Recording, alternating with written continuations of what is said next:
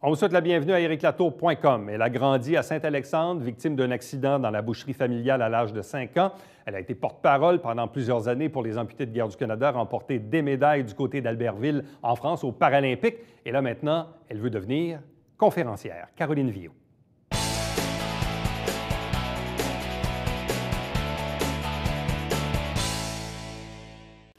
Vous l'avez probablement vu et entendu au cours des dernières années dans différentes causes, soit dans le paralympique, dans les amputés de guerre comme porte-parole. Mais là, elle a une nouvelle passion, celle de conférencière. Elle est avec nous, Caroline Vio. Bonsoir et bienvenue. Bonsoir. Comment c'est arrivé, ça, dans la vie, de dire, ben voici, je suis rendu maintenant à un moment où j'ai le goût de tenter cette occasion-là, j'ai le goût d'essayer ça? C'est arrivé de façon naturelle. Vous mentionniez les amputés de guerre. Je suis porte-parole, représentante régionale pour eux. J'ai longtemps animé des séances. J'ai fait des présentations beaucoup dans les écoles, dans des groupes, divers groupes, les scouts, les clubs Lions, des choses comme ça. Et à chaque fois, je me faisais dire, mais tu devrais monter une conférence, tu devrais le faire. Mais à ce moment-là, bon, les enfants étaient plus jeunes. Ça demande aussi une certaine implication au niveau personnel. Et puis, je pense qu'avec le temps, j'ai réalisé que oui, je peux faire une différence, je peux créer un impact dans la vie des gens. J'ai, je pense, cette façon naturelle de voir le verre à moitié plein au lieu d'à moitié vide. Et pour moi, c'est comme normal, entre guillemets. Mais à force de côtoyer des gens, des parents à l'école, là, les enfants dans les activités sportives, tu réalises que, my God, c'est pas donné à tout le monde ou c'est pas facile pour tout le monde. Et une conférence pour dire quoi? Qu'est-ce qu'on veut communiquer avec le public? Bien, moi, je veux justement les inspirer, leur démontrer que c'est possible, à travers les épreuves, de tirer du positif et surtout d'aller développer une force qu'on a tous à l'intérieur de nous. Je les encourage, entre autres, à la développer, cette force-là, à travers des défis qu'on va s'imposer nous-mêmes. Vous parliez des Paralympiques, ça a été dans mes premiers défis. À vrai dire, qui a suivi une année où je suis partie étudier à l'extérieur à mes 17 ans. Ça avait été mon premier défi qui m'a amenée par la suite à participer aux Paralympiques.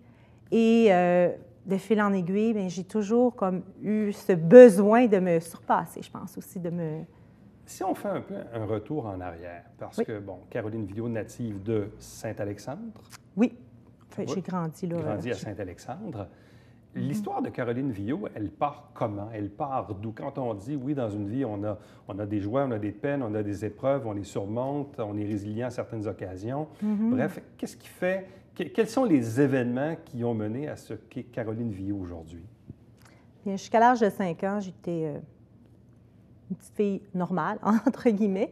Et à l'âge de 5 ans, mes parents étaient propriétaires de la boucherie du village à Saint-Alexandre. Et on faisait de la saucisse maison chaque semaine. Et habituellement, mon frère ou ma mère s'occupait de préparer la viande, de faire le bœuf haché. Et cette semaine-là, quand mon père était prêt et qu'il est venu à la maison, la boucherie était juste derrière la maison, pour nous aviser que il était prêt à commencer, je me suis tout de suite portée volontaire. Ça avait l'air vraiment le fun. C'était comme la tâche la plus attrayante. Mais malheureusement, à l'âge de 5 ans, ma main était assez petite pour passer, moi, dans le conduit, ce qui fait que j'ai répéter les gestes que je voyais de mes parents à pousser juste avec leur bout de doigt au lieu d'utiliser le pilon parce que eux, le risque que leur main passe n'était pas là. Et moi, j'ai fait la même chose, mais j'ai poussé jusque dans le fond. Alors, c'est là qu'il y a eu un gros changement, un tournant. Je venais tout juste de commencer la maternelle. C'était arrivé un 27 septembre. Donc, j'ai grandi pratiquement amputée, mais je ne me considérais pas toute la période de mon primaire, je ne me considérais pas comme une personne amputée parce que je ne me voyais pas amputée. Tu sais, c'est très drôle ce que vous dites là, parce qu'il y a quelques semaines, on recevait Aurélie Rivard en entrevue, notre championne médaillée, et tout ça. Dans le cas d'Aurélie, évidemment, elle est née sans main. Oui. Et Aurélie nous disait, assise là, justement, que de 0 à 14 ans, elle ne se voyait pas handicapée. Elle se disait, il y a du monde dans la vie qui sont nés avec des mains, puis il y en a qui sont nés pas de main. Et ce n'est qu'à l'âge de 14 ans, quand elle a changé d'école, éloignée de sa sœur et tout ça, que là, elle a réalisé qu'elle avait une différence. Oui. Dans votre cas, à vous, évidemment, c'est une amputation suite à un accident à l'âge de 5 ans, donc ce n'est pas de naissance. Mais dans la naïveté de l'enfant, donc, ce regard à l'égard de son propre handicap, il n'est pas vraiment là. C'est-à-dire que, oui, c'est là, mais ce n'est pas omniprésent comme d'autres pourraient le voir. Non, exactement. On ne se soucie pas du jugement des autres. On fait avec ce qui nous reste. Moi, je me débrouillais. J'ai été même 11 ans sans porter de prothèse parce que c'était un choix. Je trouvais ça plus encombrant que d'autres choses. Donc, je me débrouillais vraiment bien. J'ai 2 frères, un plus vieux, un plus jeune, et jamais, je n'ai pas de souvenir de m'être dit, mais je ne peux pas y aller ou je ne peux pas faire ça. Puis, tu sais, les amis, on regarde les autres fonctionner, aller. Bien, personne n'est amputé dans mon coin. Jusqu'au secondaire, là, j'étais la seule personne amputée dans mon entourage, dans ma vie. Donc, je ne me voyais pas comme une personne amputée. Et puis, veux pas, bien, c'est ça. C'est en arrivant au secondaire, parce que là, bien, certains commentaires désagréables sont survenus. Et là aussi, tu as la période où l'apparence physique commence à prendre l'importance, où le jugement des autres aussi commence à prendre plus d'importance. Donc, il y a des choses que je me restreignais de faire comme je faisais avant, par gêne de faire différemment. Comme quoi? Attacher mes souliers. C'était rendu, je faisais attacher mes souliers par mes amis. Alors, j'étais capable de le faire tout seul, mais c'est sûr que ça demandait que je sois plié en 2. Ça, c'est quand j'utilisais pas mes dents même. Ouais. Donc, là, je me retenais. Carrément, je me retenais pour ne pas faire certaines choses parce que je ne voulais pas faire, je ne voulais pas être différente des autres. Je ne voulais pas non plus attirer l'attention, le regard. Puis c'est vers la fin de mon secondaire que j'ai eu une prothèse. Et puis là, étrangement, c'est drôle, le regard aussi des gens a changé. Le premier regard n'était plus de la pitié. Au début, quand tu croises des gens pour la première fois, tu le sens, là, il y a comme une petite curiosité, mais une petite gêne aussi de demander un peu de pitié. Mais là, souvent, les gens ne s'en rendaient pas compte sur le coup. Donc là, c'est de voir comment fonctionnait ma prothèse, parce que, bon, c'est une prothèse myoélectrique. Et puis, des fois, c'est juste en me touchant le bras qu'ils réalisaient, « Oh mon Dieu, c'est dur. » Et là, bien, la discussion s'entamait de façon différente. Ça a été un cheminement, c'est ça. Ça a été la période secondaire où là, j'ai vraiment pris conscience que j'étais différente. Mais comment on réussit à passer par-dessus le regard des autres? Bon, je comprends, évidemment, c'est un traumatisme à l'âge de 5 ans, subir l'accident, mais après ça, comme on dit, on fait avec. Arrive l'adolescence, là, évidemment, le regard des autres est peut-être plus important et tout ça. Comment on arrive à passer au travers? Dans certains cas, les gens vont se vouer vers des sports, ils vont se vouer vers une autre activité, peu importe. Dans quoi Caroline Villot s'est-elle jetée un peu pour passer au travers ça? Bien, quand j'ai joint l'Association des amputés de guerre, là, ça a été aussi un gros déclic parce que je me suis retrouvée entourée on était peut-être entre 90 et 100 personnes amputées, enfants amputés. Jamais j'avais été en compagnie d'une aussi grande quantité de personnes amputées. J'avais commencé, c'est à peu près à l'âge de mes 16 ans, que j'ai commencé à fréquenter les centres de réadaptation pour obtenir ma prothèse. Et c'est là que j'ai, comme pour la première fois, vu d'autres personnes. Mais c'est pas pareil, parce que souvent, ces gens-là venaient de subir un traumatisme ou ils étaient au centre. Donc, pour moi, ils me paraissaient comme malades. Ils n'étaient pas rendus à la même étape où moi, j'en étais rendue. Puis, quand je suis partie 1 an étudiant en Colombie-Britannique, c'est là que j'ai vu des personnes handicapées faire du ski alpin. Je faisais déjà du ski alpin, mais pour moi, la compétition, c'était impossible. C'était pas quelque chose que j'envisageais. Et juste tout ce déclic-là, c'est tout ça, de voir toutes les possibilités, de voir qu'il y en a d'autres qui ont réussi, qui ont passé avant. Puis c'est ça que je veux comme transmettre aussi aux gens.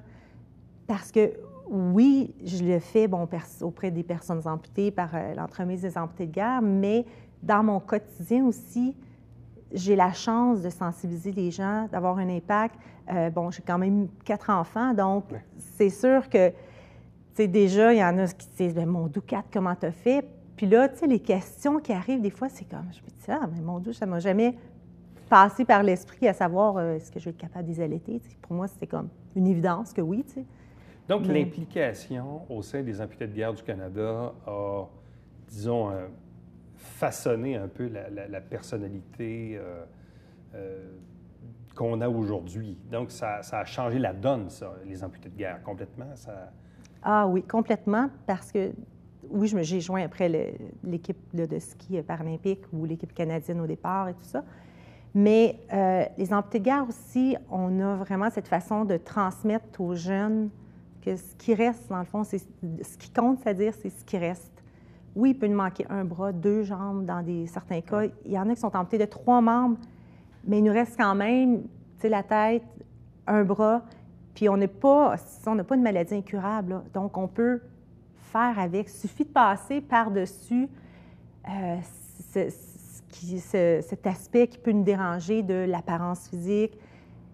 Puis une fois que ça c'est fait, bien, je dirais qu'on c'est une fait grande étape de franchie. Oui, vraiment, là, ça, je pense que c'est la première grande étape à franchir. C'est le premier deuil à faire, hein, c'est vraiment un deuil. Quand tu perds un membre ou qu'il arrive une situation comme ça, bien, tu as une étape de deuil à vivre. Puis la petite fille que j'étais ne serait plus jamais. Et aux amputés de guerre aussi, c'était justement ça. J'étais fascinée de voir les enfants, comment ils se débrouillaient. Parce que moi, je ne m'étais pas vue aller comme ça. Tu sais, comme je disais tantôt, moi, je voyais mes amis faire. Donc, pour moi, je faisais pareil comme eux, mais j'étais vraiment fascinée par ces enfants-là et je me suis vue petite, là. Et pourquoi être resté aussi longtemps impliqué au sein des amputés de guerre? Parce que très souvent, même, on en a reçu ici à l'émission, de jeunes enfants ou des enfants même un peu plus âgés qui ont subi une amputation, qui sont porte-parole pendant quelques années, puis après ça, pouf, on ne les revoit plus. Mm-hmm. Dans le cas de Caroline Villot, c'est pas ça du tout, là. Je me rappelle les premières années comme porte-parole, mais on est, 10, 15, 20 ans plus tard, puis Caroline Villot est encore associée aux amputés de guerre du Canada. Oui, toujours. J'ai travaillé à temps plein pour eux durant presque 9 ans, là, un bon 8 ans. Et après mon deuxième enfant, là, on a décidé, bon, avec tout ce que ça engendrait, le voyagement et tout ça, que j'allais prendre un break. Je ne peux pas dire rester à la maison parce que j'ai été impliquée à faire du bénévolat à l'école, dans plein de choses. Partout où je pouvais amener les enfants avec moi, je le faisais et je m'impliquais. Mais il y a 2 ans et demi pratiquement, on est venu me demander si j'accepterais d'être porte-parole, bien, pas nécessairement porte-parole, mais représentante régionale pour la province du Québec. C'était des rôles qui appartenaient avant aux amputés de guerre et là, évidemment, il y en a de moins en moins. Ils sont de moins en moins aptes aussi à remplir ces fonctions-là. Donc, les doyens, qu'on nous appelle, là, du programme pour enfants amputés, c'est nous maintenant qui jouons ce rôle-là. Puis pour moi, ça a été comme un cadeau parce que ça a été difficile de faire le choix de quitter un emploi qui me tenait à cœur, dans lequel je me réalisais et que je me voyais passer ma vie là. Parce qu'on dit amputé de guerre, parce que, bon, initialement, ça a été fondé comme ça. Sauf qu'au fil du temps, puis on le sait, bon, fait référence aux Premières ou aux Deuxièmes Guerres mondiales, mais bon, il y a eu d'autres conflits avec qui ont laissé des amputations dans certains cas. Mais la majorité des gens aujourd'hui qui font partie des amputés de guerre n'ont pas fait la guerre. Non, effectivement. Oui, le programme pour enfants amputés est le plus gros des programmes de l'association. Puis on a aussi le programme pour adultes amputés, donc des gens qui subissent des traumatismes à l'âge adulte. C'est une petite distinction quand on a grandi à travers le programme pour enfants amputés et ceux qui arrivent là. Donc, si on arrive à faire une vie quasi normale, ou même à la limite, c'est plutôt les gens qui nous regardent un peu intrigués du handicap qu'on peut avoir, bon, l'implication dans les amputés de guerre. Comment s'est inscrit l'arrivée, oui, du ski alpin, mais du paralympique? Parce que ça aussi, c'est une autre étape à franchir. On peut très bien être active, même si on a un handicap, pratiquer différents sports, mais encore là, pas nécessairement décider d'en faire de la compétition. Donc, comment est arrivé le paralympique dans tout ça? Bien, j'ai joint, comme je mentionnais, j'en ai pris connaissance quand j'étais en Colombie-Britannique et j'ai par la suite joint l'équipe du Québec, participé au championnat canadien dans diverses compétitions. De fil en aiguille, j'ai été sélectionnée pour faire partie de l'équipe de développement canadienne, donc l'équipe par la suite du Canada. Et l'année en 92, on avait un camp d'entraînement et c'est là que je faisais la sélection. Mais c'était un rêve. Je pense que quand je me lance des défis, j'aime bien les accomplir puis m'y donner à fond. C'était pas évident parce que mes parents ne faisaient pas de ski. Mes parents ne sont pas sportifs beaucoup non plus. Moi, j'ai au contraire fait beaucoup de sport, mes frères aussi. Donc, pour eux, il n'y avait pas cet engouement-là. Donc, l'encouragement n'était pas nécessairement là. Et je dirais même que mon père, il était témoin de l'accident, il était avec moi quand c'est arrivé, donc il est toujours resté avec une culpabilité. Et ça a été énormément difficile pour lui de m'encourager à poursuivre ou à y aller parce qu'il disait, s'il faut que je l'encourage puis qu'elle se blesse et qu'elle se retrouve encore plus handicapée. Ah oui, c'était ça. Oui, pour lui, là, c'était... Oui, il voyait ça. Tu sais, il ne voyait pas le côté, comment moi, ça venait, que je me surpassais, comment je m'épanouissais à travers ça. Lui, c'était la crainte que je me retrouve dans une situation pire que je l'étais déjà, selon lui. Donc, et puis pour moi, c'est ça, c'était mon objectif. C'était. Donc, combien d'années en paralympique? Bien, j'ai fait les Paralympiques de 92 et par la suite, bien, là, j'avais un choix à faire. À un moment donné aussi, il faut retourner aux études. Les Paralympiques, à cette époque-là, n'étaient vraiment pas connus. C'était la première année, en 92, que les Paralympiques avaient lieu sur le même site que les Olympiques. Ça, 92, c'était quoi? C'était l'Île-à-Mer, ça? À Albertville. Non, Lillehammer, oui, en 94, Lillehammer. Donc, Albertville. Albertville, oui. Première année, c'était les 5e Jeux paralympiques, mais c'était la première année qu'ils avaient lieu au même endroit que les Jeux olympiques. Donc, c'était pas très connu. Vous aviez réussi à vous classer où à peu près là, dans la compétition à l'époque? Bien, aux Paralympiques, j'ai remporté une médaille d'or en super slalom géant et je suis revenue aussi avec 2 médailles de bronze, une en descente et une en slalom géant. La descente, c'est ma discipline, la vitesse. C'est ça qui est incroyable. Tantôt, je faisais référence à Aurélie Rivard, mais on pourrait référer à plein d'autres. Il y a eu Chantal Petitclerc, effectivement, qui était probablement la porte-étendard du Paralympique, qui a permis et là, on regarde, on a l'impression, dans la tête là, des gens, que le Paralympique, là, ça existe depuis quelques années. Effectivement. Et pourtant, c'est pas ça du tout, là. Et pourtant, c'est pas ça du tout. Mais on dirait que les gens commencent à regarder ça plus attentivement. Probablement parce qu'il y a eu des Chantal Petitclerc ou des Caroline Villot qui ont ouvert la voie il y a une vingtaine d'années. Et pourtant, on n'est pas moins athlète parce qu'on est olympique ou paralympique. Là. Non, c'est la même affaire, c'est le même entraînement. Exactement. Puis le défi physique est là. On ne peut pas, effectivement, se mesurer l'un à l'autre, mais la difficulté est la même. Les pistes, si je regarde, on skiait sur pratiquement les mêmes parcours. Certains étaient un peu plus courts parce que, bon, quand on considère qu'il y avait les gens en fauteuil roulant qui sont sur un ski, là, en anglais, qu'on dit, mais effectivement, et vous dites ça, puis c'était drôle parce que les gens, quand je disais que j'allais participer aux Paralympiques, t'es là ou quoi? Les Olympiques spéciaux? Non, c'est pas la même chose, mais c'était toujours ce qui revenait. Tu t'en vas aux Olympiques spéciaux? Non, il y a une petite nuance, c'est pas la même chose, mais on devait éduquer les gens parce qu'effectivement, les Paralympiques, c'était pas connu. Donc, en résumé, c'est clair que personne ne souhaite vivre un événement comme celui d'une amputation avec l'accident que vous avez eu. Par contre, comme je l'ai dit en introduction, la Caroline Villot qu'on connaît aujourd'hui, oui, c'est son handicap qui l'a amené à s'impliquer dans les amputés de guerre, qui l'a amené à faire du paralympique. Donc, forcément, ça a eu un impact important, mais un impact aussi positif dans la mesure où vous avez su saisir ce côté peut-être négatif de l'accident, puis le transformer en quelque chose de positif pour votre propre vie. Là. Oui. Oui, puis ça va même je dirais vers la fin de l'adolescence, là, où un jour, je me suis dit, je pense que j'avais 19 ans, j'ai dit à ma mère, là, c'est pas vrai que la journée de mon amputation, la date d'anniversaire du 27 septembre va être une journée qui va être comme triste.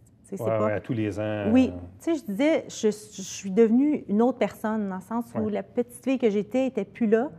Et donc, on célèbre ça, pratiquement comme si c'était un anniversaire. Fait que moi et ma mère, depuis ce temps-là, on va souvent soit manger au restaurant ou juste aller prendre un dessert, un café. On fait une petite sortie pour souligner ça, parce que je me disais, c'est pas vrai que ça va avoir une connotation négative. Puis effectivement, quand vous mentionnez de trouver un peu du positif à travers tout ça, moi, je me suis dit, il y a plein de belles choses qui me sont arrivées. Et puis je pense que ça, c'est à nous de saisir ou d'être capable de voir l'autre côté de la médaille qui, bon, écoute, tu sais, je suis comme ça, moi, ça n'allait pas repousser, là, j'allais être de même toute ma vie, donc je me suis dit, pourquoi pas essayer d'en tirer du positif? Et ça va même jusqu'à avoir fait de la figuration les premières fois où j'ai été... Parce que là, vous avez figuré dans la version anglophone de 19-2. Oui, mais là, c'était pas la figuration même. J'ai eu un rôle Oui, ça, parlant. c'est un rôle, mais la figuration, elle, ça a commencé avant. Oui, là, je dirais peut-être 22, 23 ans, les premières fois. Puis, tu sais, j'aurais pu me sentir offusquée de me dire, ben là, franchement, ils ont besoin de personnes amputées, puis ils nous appellent comme si on allait être un numéro. Mais non, Ouais. moi, j'ai vu ça comme une expérience que j'aurais peut-être jamais eu à vivre, ou j'ai eu la chance de vivre autrement. Puis, ça a presque toujours été des rôles de figuration à ce moment-là, où ils avaient besoin de personnes amputées, mais des expériences extraordinaires. Là, c'était super le fun. Comme Et exemple? là, dans The Sum of All Fears, je ne sais pas si vous vous souvenez, c'est le sommet des peurs. C'était avec Ben Affleck. Oui. Et ça, on avait même tourné ici au collège militaire, à la base militaire, durant 3 jours, je pense qu'il y avait eu de tournage. Puis, donc là, c'était suite à une explosion, donc on avait le membre qui était arraché. Donc, vous n'étiez pas offusqué de dire, je vais faire de la figuration parce qu'ils ont besoin d'un amputé dans un film. Bien, moi, ça ne me dérange pas, je vais y aller, puis je vais saisir l'opportunité puis de le cumuler comme une expérience. Exactement. Bon. Et là, parlez-nous du rôle dans 19-2, version anglophone. Qu'est-ce que c'est? Je ne peux pas trop en parler parce que ce n'est pas encore passé. Mais oui, c'est une autre situation où je suis victime d'un attentat à la bombe. Et c'était vraiment drôle parce que c'était tellement bien fait. Puis même moi, dans mes souvenirs, je me souviens, là, quand mon père m'a pris, tu sais, j'ai pas perdu connaissance, rien. Donc, je me souviens de ce que mon moignon avait l'air, de ce qui en restait avait l'air. Et puis, sur le plateau, même l'acteur avec qui je jouais, à un moment donné, il dit « Oh, wow, c'est fou comment ils ont fait ça. Mais il dit, là, ton vrai bras, il est où? » Je dis « Bien, j'en ai pas de vrai. » Oui, mais là, il y a ça, mais oui. Puis là, il y a eu 2 autres figurants par la suite qui sont venus puis qui disaient « Oh, wow, that's cool. Mais là, ils l'ont attaché en arrière, ton bras ou quoi? » Je dis « Non, je suis vraiment comme ça dans la vie. » Mais, fait que, je ne sais pas, c'est-tu l'attitude qui faisait que, pour moi, c'est normal. C'est partie de, tu sais, je jouais comme si... Et l'obtention du rôle, c'est arrivé comment? Bien, ça, encore là, hein, quand moi, j'ai toujours cru, tantôt, je parlais de bénévolat, là, comment est-ce qu'on... Tu sais, de donner, à un moment donné, on finit par recevoir. L'année passée, j'avais pris part à 2 tournages, dont ces gars-là, et Crossfire, qui est un film qui passe à super écran. Et puis, l'agence de casting avait besoin de plusieurs personnes amputées, handicapées, en fauteuil roulant. Puis comme je baigne un peu dans le milieu, je suis aussi impliquée auprès de la Fondation des sports adaptés, donc j'en connais beaucoup. J'ai dit, bien, écoute, ça me fait plaisir, je vais te donner un coup de main, je peux facilement entrer en communication avec eux. Et puis, au mois d'août, le directeur de l'agence de casting m'a rappelé, on ne s'était jamais reparlé, puis il me dit, écoute, j'espérais tellement retrouver tes coordonnées. Il dit, il y a un rôle qui pourrait être super intéressant pour toi, c'est un rôle parlant. Fait que ce qui est le fun, ce qui nous permet d'avoir une porte d'entrée du côté anglophone, c'est ACTRA, là, qui est un peu l'UDA des francophones, mais... donc, lui, il a comme saisi l'occasion, puis là, il s'est dit, écoute, je suis certaine qu'il s'est souvenu qu'on avait travaillé quand même quelques heures ensemble, là, même si on a juste parlé au téléphone, mais j'étais disponible, j'ai donné un coup de main, puis ça me revient toujours, finalement. Donc, les conférences, c'est un peu tout ça qu'on raconte, c'est-à-dire, c'est l'expérience de vie, c'est l'implication, c'est les joies, c'est les peines, c'est comment surmonter, comment transformer des événements tristes en événements heureux, en saisir l'opportunité. Bref, c'est ça, les conférences. Exactement. Oui, puis, tu sais, il y a aussi une étape que j'ai eue dans ma vie qui a été moins le fun, mais qui concerne plusieurs personnes par la suite. En 2000, j'ai fait un burn-out après mon 2e enfant, finalement, quand on a pris la décision de... Mais ça arrive à n'importe qui, là. C'est pas parce que je suis amputée que j'ai fait un burn-out. C'était, moi, ma condition peut-être que, je fais les choses un peu moins vite, donc j'étais comme débordée. J'avais l'impression de jamais en faire assez à la maison, jamais en faire assez au travail, de ne pas être assez présente. Tu sais, c'était une accumulation de choses que j'ai gardées aussi pour moi parce que, tu sais, quand on est de nature positive dans la vie et puis qu'on vit ce genre de situation-là, on le nie. Je me dis, ça se peut pas, c'est pas vrai, je suis pas vrai. Donc, j'ai comme pendant 2 ans pratiquement traîné des symptômes qui fait qu'un matin, j'ai été incapable de prendre l'autobus pour aller travailler. J'étais là, immobilisée, paralysée, pas capable de le prendre. Ça a été là le moment où j'ai été en arrêt de travail pendant quelques mois. Mais ça, je veux aussi en parler, le partager avec les gens parce que moi, je pense que ce qui m'a permis de m'en sortir quand même assez rapidement, c'est que je savais que j'allais être capable, que j'avais la force de surmonter ces défis-là, d'y aller une journée à la fois, une étape à la fois, puis de se donner du temps surtout, d'être flexible. Tu sais, moi, je trouve que les gens, souvent, sont tellement rigides. On se fait un plan de match, on a un objectif de carrière, puis moindrement qu'il arrive quelque chose, on est dérouté, on persiste, on essaie, puis plus on persiste, pire c'est. Donc, si je peux inculquer, tu sais, je me dis, moi, si une personne qui en sort, puis qui est comme inspirée, puis qui peut avoir juste compris un petit principe. Puis je détiens pas la vérité, hein, comme ça, tu sais, j'étais pas à l'abri de faire un burn-out, là, j'étais, encore, je veux dire, il y a des hauts puis des bas, mais j'en suis consciente, puis rapidement, je suis capable de me dire, OK, là, wow, là, regarde, c'est correct, là, on va aller faire quelque chose qui me fait du bien, puis qui me fait remplir, qui me rend heureuse, puis ça revient. Caroline Villot, merci beaucoup. Mais merci à vous. Merci infiniment. Puis bonne chance pour la suite Mais dans merci. ce nouveau rôle de conférencière pour raconter un peu ce que vous venez d'entendre dans les dernières minutes, mais dans une version conférence, évidemment. Exactement. Ça vaut la peine. Merci beaucoup. Merci, ça m'a fait plaisir. Reste avec nous. Au retour, notre babillard quotidien.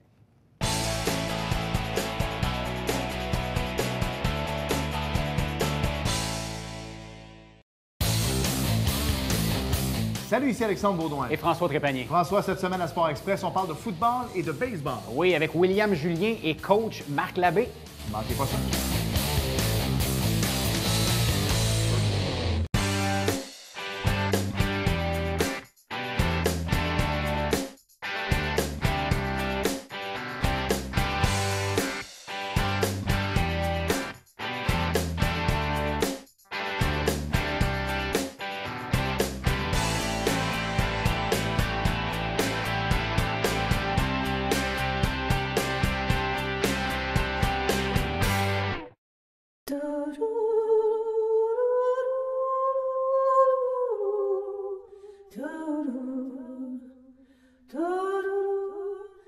Coulisses Bêta, jeudi, 19h.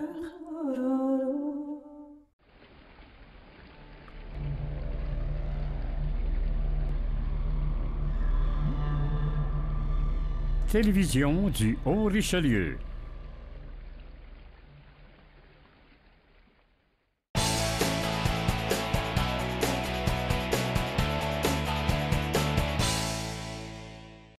On a inauguré il y a quelques jours cette fresque 3D illuminée dans le parc Géré-Boulet, à côté de la Marinale nautique à Saint-Jean-sur-Richelieu. Ça vaut vraiment la peine d'être vu.